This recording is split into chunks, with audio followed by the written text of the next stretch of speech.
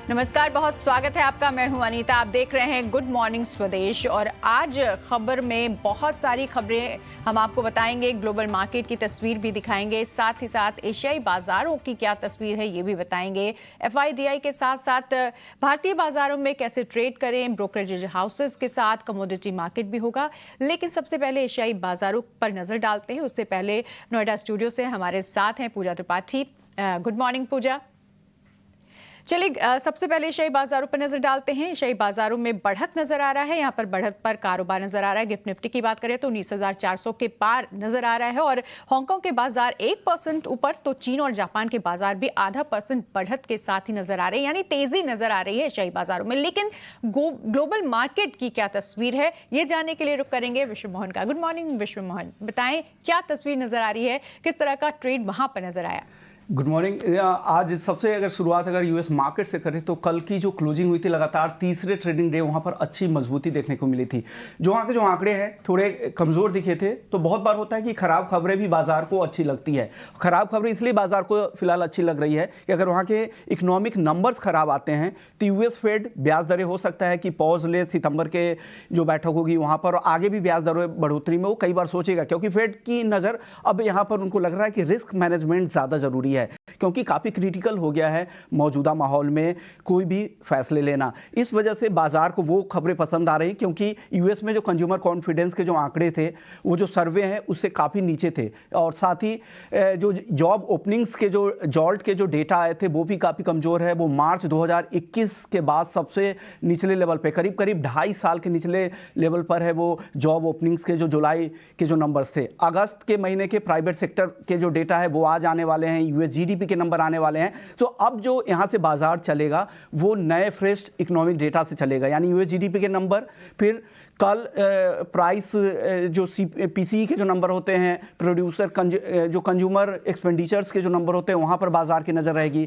साथ ही फ्राइडे को non farm payroll के डेटा आने हैं, अगस्त के महीने के पहले फ्राइडे को आता है, महीने के पहले फ्राइडे को, तो शुक्रवार को 1 सितंबर को वो डेटा आने वाले हैं। वो सबसे ज़्यादा बाजार की नज़र रहेगी, क्योंकि उस आंकड़ों के आधार पर ही फेड का आगे का फैसला होगा। इसके अलावा अगर हम यूरोप के मार्केट में देखें तो यहाँ पर माइनिंग मेटल शेयरों के दम पर यूरोपीय बाजारों में भी अच्छी तेजी दिखी थी। 2 हफ्ते की ऊंचाई पर ज़्यादातर इंडेक्स वहाँ पर बंद हुए थे।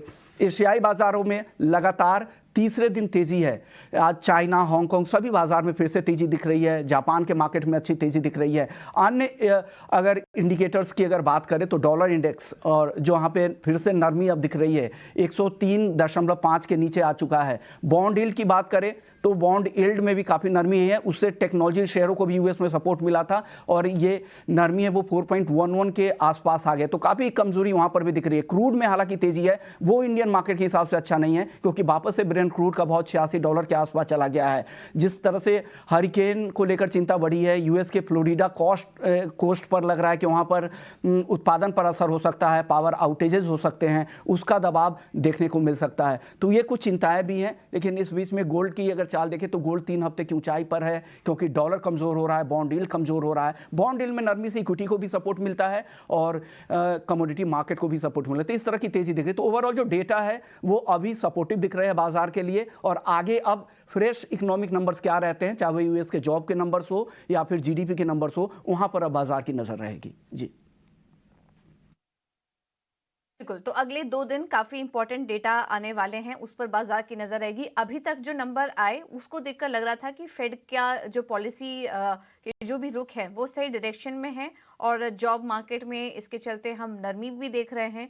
और वहां से जो डेटा है उसके बाद हमने देखा बॉन्ड यील्ड में हल्की नरमी आई और उससे टेक शेयरों को सपोर्ट मिला। तो यही वजह थी जिससे कल यूएस के बाजार भी अच्छे सेंटिमेंट के साथ वहां पर कारोबार देखने को मिल रहा था। तो कुल मिला के बात करें, संकेत अच्छे हैं, पॉजिटिव हैं दुनिया भर के बाजारों से, और उसका रिफ्लेक्शन हम एशियाई बाजारों पर भी देख रहे हैं। और गिफ्ट निफ्टी भी देखिए, इस वक्त 19,400 के ऊपर इस वक्त कारोबार कर रहा है। सभी के सभी इंडाइसेस इस वक्त हरे निशान में ट्रेड कर रहे हैं। तो पॉजिटिव संकेत हैं आज ग्लोबल मार्केट से। अब आगे बढ़ते हैं और एक बार एफआईज और डीआईएस के आंकड़े भी समझ लेते हैं वो कैसे हैं, और उसके बाद हम आगे समझेंगे कि आज के लिए एफएनओ सेटअप कैसा नजर आ रहा है। कैश मार्केट में विदेशी निवेशक खरीदारी करके गए, लेकिन काफ़ी छोटा आंकड़ा है ये। नेट अगर देखें तो 61 करोड़ की खरीदारी एफआईज की तरफ से देखने को मिल रही है।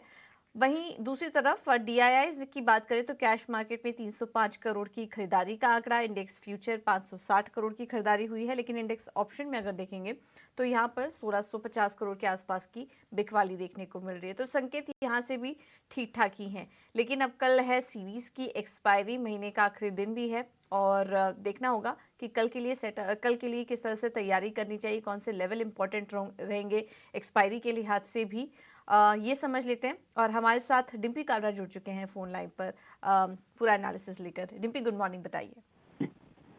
गुड मॉर्निंग पूजा। कल भी अगर आप देखें तो मार्केट एक चर्न ही करता रह गया। बकायदा बैंक निफ्टी पे जो चेंज था वो सिर्फ 1 पॉइंट का था और परसेंटेज में 0% था। तो एथिकली मार्केट अभी भी उसी चर्निंग रेंज में है और बड़ी हैरानी की बात है कि हम डेरिवेटिव एक्सपायरी के बिल्कुल मुआयने पर आ गए हैं। कल सीरीज खत्म हो जाएगी, अगस्त सीरीज, जो कि अपने आप में बहुत बड़ी लंबी सीरीज थी है, लेकिन उसके बावजूद भी मार्केट के अंदर कोई बज़ नहीं है।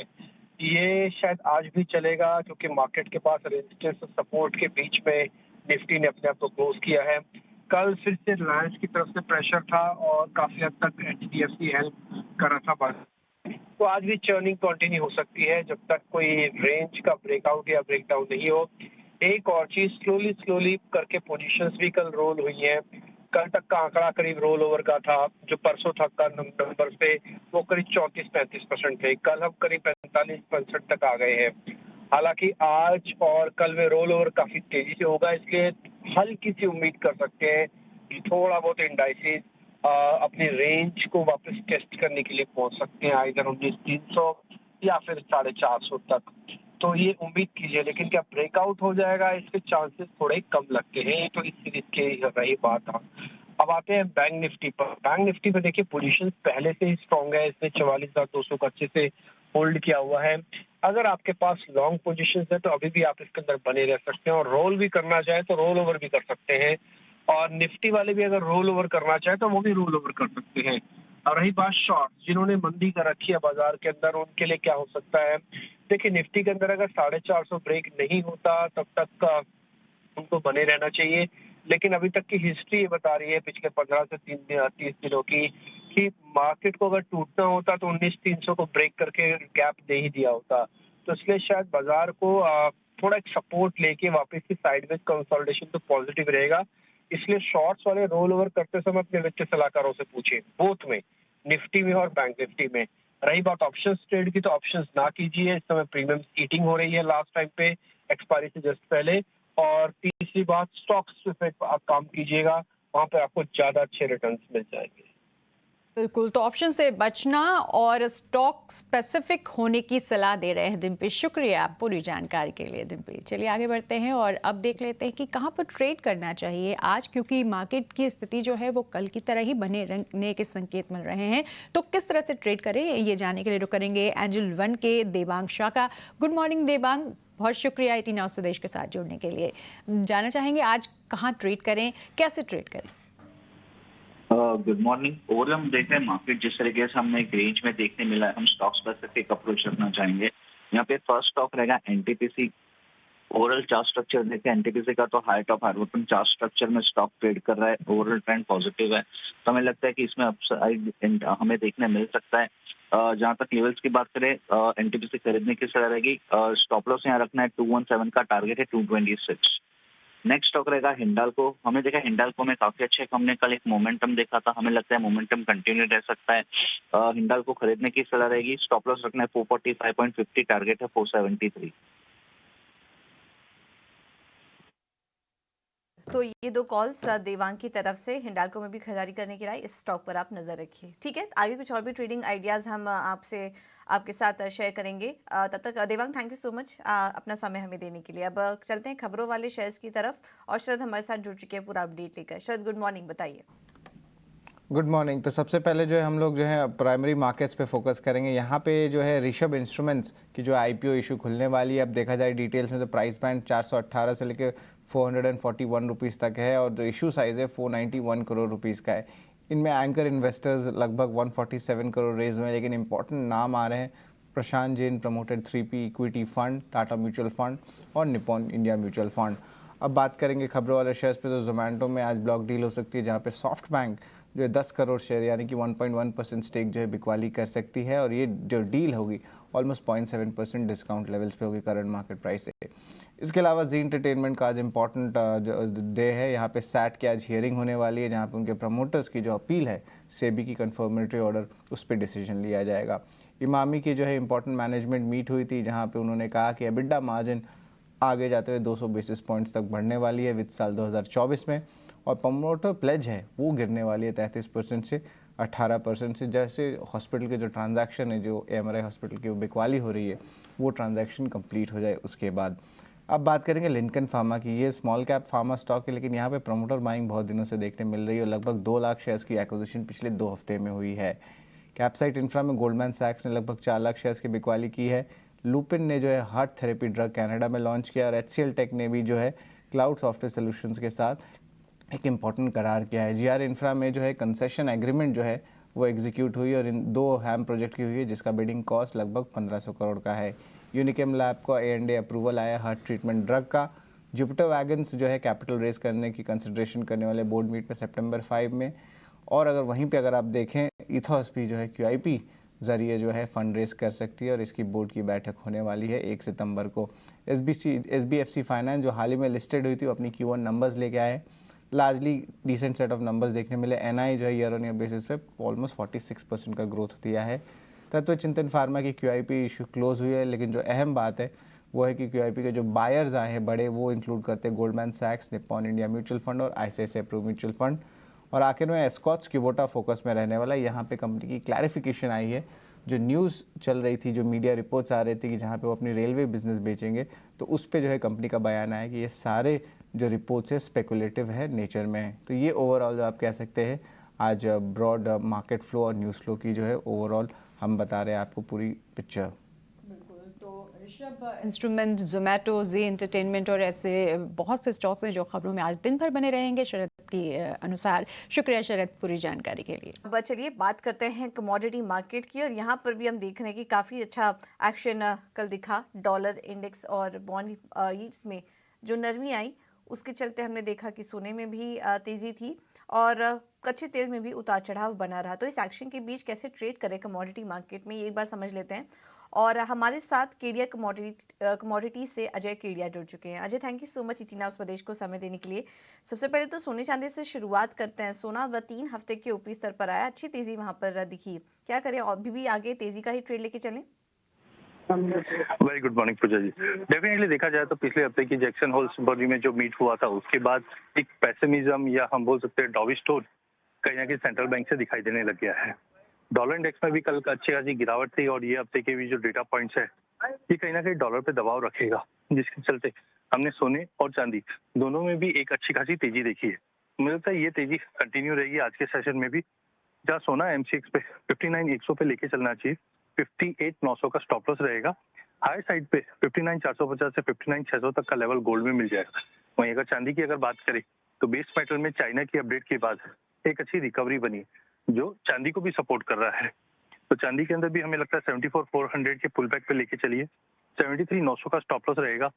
75,000 से 75,600 तक के टारगेट हम चांदी में भी देख पाएंगे। तो क्योंकि सोने और चांदी में तेजी है और ये तेजी आज भी बरकरार रह सकती है, इसलिए खरीदारी की सलाह दे रहे हैं। अजय, क्रूड पर क्या राय देंगे आज आप? देखिए, बेसिकली अगर कच्चे तेल की अगर बात करें तो सीमित दायरे में अटक चुका है, क्योंकि एक तरफ हम देख रहे हैं कि सप्लाई में बाधिता है, जहां से हमने कि सऊदी, रशिया यहाँ पे प्रोडक्शन कट और एक्सपोर्ट्स कट की बात कर रहे हैं। वहीं दूसरी ओर हम देखें तो ईरान, वेनेजुला, यहाँ पे हम आउटपुट बढ़ाने की बातें देख रहे हैं, जिसके चलते मार्केट एक दायरे में अटक चुका है। कल के अर्ली आवर्स में हमने गिरावट जरूर देखी, बट सस्टेन नहीं कर पाया डॉलर की गिरावट की वजह से बाउंस मिलकर, क्योंकि चाइना से भी जो स्टिमुलस मिला है वो प्राइसेस को सपोर्ट कर रहा है। इसी को देखते हुए आज दायरा ही रहेगा जो 6680 की रेंज में हम कच्चे तेल को ले सकते हैं। 6580 के स्टॉप लॉस से अपसाइड लिमिटेड है, बट 6800 से 6880 तक के लेवल, 6860 तक के लेवल हम कच्चे तेल में देख पाएंगे। 6860, 6800 के ऊपर के लेवल्स देखने की उम्मीद है कच्चे तेल में। काफ़ी सारे फैक्टर्स हैं जो कच्चे तेल के लिए प्ले आउट करें, लेकिन फिलहाल यहाँ पर तेजी का ट्रेड लेके चलिए। टारगेट और स्टॉप लॉस आपको बताया। आखिर में अजय, बेस मेटल पर भी राय दीजिए। आपने चीन से स्टिमुलस की बात की, उसका असर कितना बेस मेटल्स पर आप देख रहे हैं, वहाँ पर भी क्या तेजी करके चले? बिल्कुल पूरे बेस मेटल पैक के अंदर हमने पिछले एक हफ्ते में एक अच्छी खासी सपोर्ट आते हुए देखी, खास करके कॉपर और जिंक के अंदर। सबसे पहले चाइना से जिस ढंग से हमने रेट कट और इकोनॉमी को सपोर्ट करने की जो कंसर्न्स देखे हैं, इसके बाद ये रिकवरी बनी है। टाइमिंग अभी भी 740 का इंपॉर्टेंट हर्डल है जो कॉपर तोड़ नहीं पा रहा है, but looking to the current fundamentals और डॉलर में जो वीकनेस है, ये पूरे बेस मेटल पैक को सपोर्ट करता हुआ दिखेगा, जिसको देखते हुए 735 पे कॉपर बाय करना चाहिए। 731 का स्टॉप लॉस रहेगा। 740 का पहला टारगेट है, अगर इसको सस्टेन कर जाता तो 744 से 750 तक के भी लेवल हम देख पाएंगे।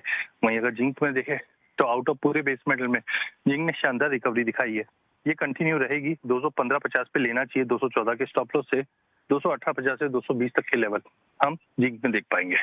बिल्कुल, तो बेस मेटल में भी खरीदारी की सलाह है। अजय, शुक्रिया इस पूरी रणनीति को समझाने के लिए। चलिए आगे बढ़ते हैं, ब्रोकरेजेस हाउसेस पर बात कर लेते हैं। कहाँ नजर है, बता रही हैं पूजा जी। पूजा बताएं। बिल्कुल, तो शुरुआत सबसे पहले ऑटो सेक्टर पर फोकस रहेगा, क्योंकि अब अगले 2 दिन में ऑटो कंपनियां अपने बिक्री के आंकड़े घोषित करेंगी और उसके वॉल्यूम एस्टिमेट्स को लेकर यहां पर जेफरीज ने अपनी रिपोर्ट जारी की है, जिसमें कि उनका मानना है कि हीरो मोटोकॉर्प और बजाज ऑटो में 11% का डिक्लाइन देखने को मिल सकता है उनके वॉल्यूम्स में।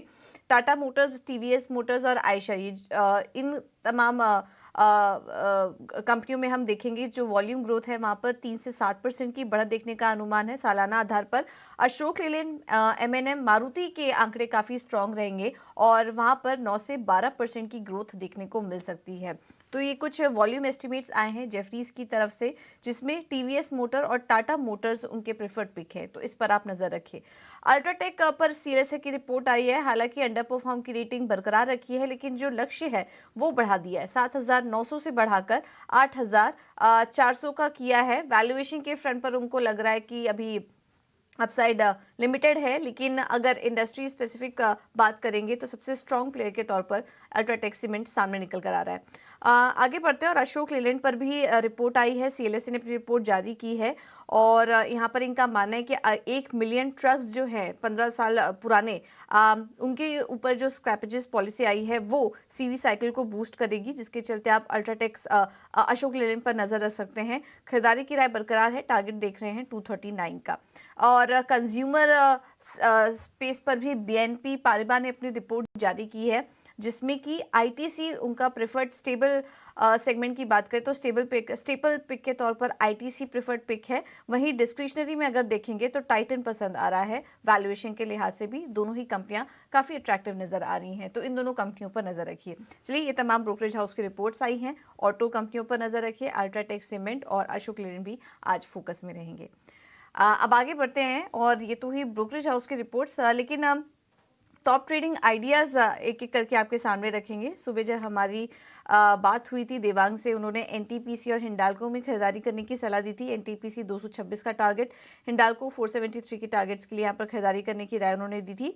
इसके अलावा रेलिगे एंटरप्राइजेस की तरफ से जो कॉल्स हमें मिल रही हैं उससे पहला है बर्जर पेंट्स, खरीदारी करके चलिए। स्टॉक में 740 का लक्ष्य देखने का अनुमान है, स्टॉप लॉस होगा 710 का।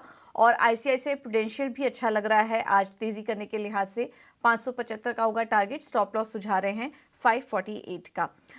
इसके अलावा कुछ कॉल्स में आज प्रभुदास लीलाधर की तरफ से जो कॉल्स हैं उसमें एनएमडीसी में खरीदारी करके चलिए, 135 का होगा टारगेट, स्टॉप लॉस सुझा रहे हैं 118 का।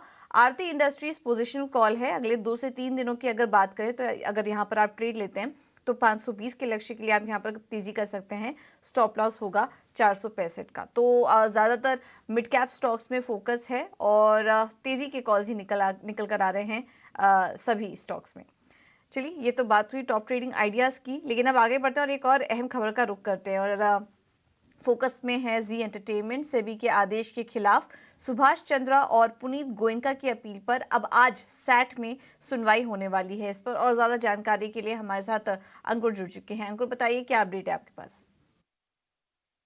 जी हाँ, सिक्योरिटीज अपीलेट ट्रिब्यूनल एक महत्वपूर्ण केस की सुनवाई करेगा जहां पर पुनीत गोयनका ने अपील दायर की है सेबी के खिलाफ। ये जो मामला है वो है जो सेबी ने जो कंफर्मेटरी ऑर्डर पास किया था पुनीत गोयनका और सुभाष चंद्रा के खिलाफ, जहां पर बार किया गया था कि वो जी की जो 4 ग्रुप कंपनीज हैं उसमें कोई सीईओ के पद पे नहीं रह सकते, कोई डायरेक्टर के पद पे नहीं रह सकते, और साथ ही साथ कोई भी मर्ज्ड एंटिटी है उसमें भी पुनीत गोयनका सीईओ नहीं रह सकते। आपको याद होगा कि जी का सोनी के साथ मर्जर अनाउंस हुआ था और वहां पर सवाल खड़े किए गए थे कि कौन होगा नेक्स्ट सीईओ, क्योंकि जो मर्जर एग्रीमेंट था पहले उसमें ये डिसाइड हुआ था कि पुनीत गोयनका सीईओ होंगे।